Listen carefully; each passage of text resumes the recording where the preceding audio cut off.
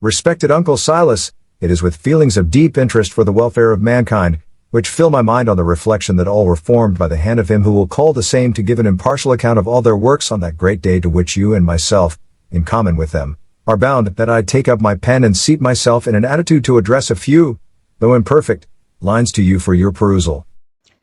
Please observe, Joseph Smith is writing his own letters. He was very capable of writing his own letters. In fact, Lucy Mack Smith said that when they tried to arrest him in Missouri, he was sitting all day in her house writing letters to various people. He wrote his own letters.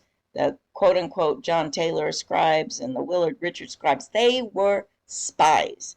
They were documenting for Brigham Young and reporting back to Brigham Young what old Joseph Smith was up to in Nauvoo, as he was the most popular global Christian leader of his day.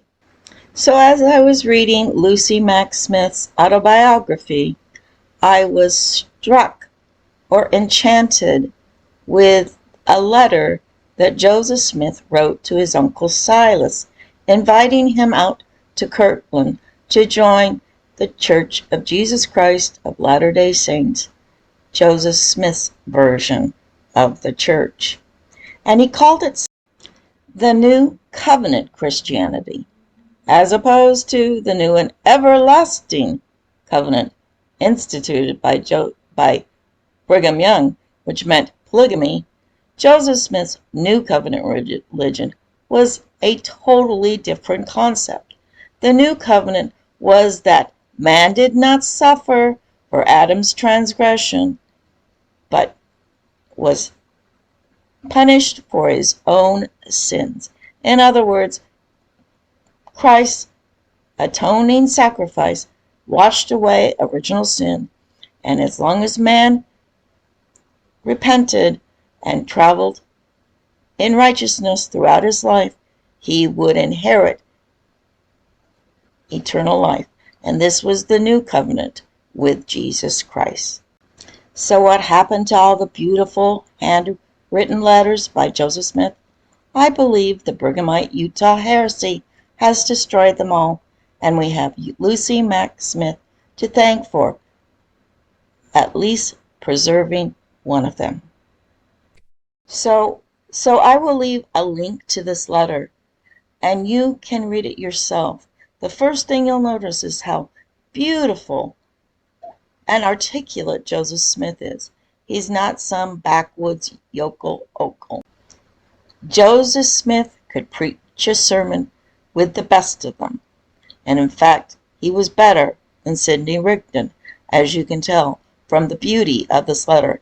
I'm going to skip forward and just let you hear his repeated phrases, his phraseology. It's repeating like poetry. And the beauty of his message to his uncle Silas should not be forgotten by those of us who believe in the original Joseph Smith Church.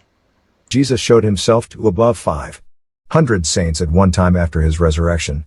Job said that he knew that his Redeemer lived, and that he should see him in the flesh in the latter days.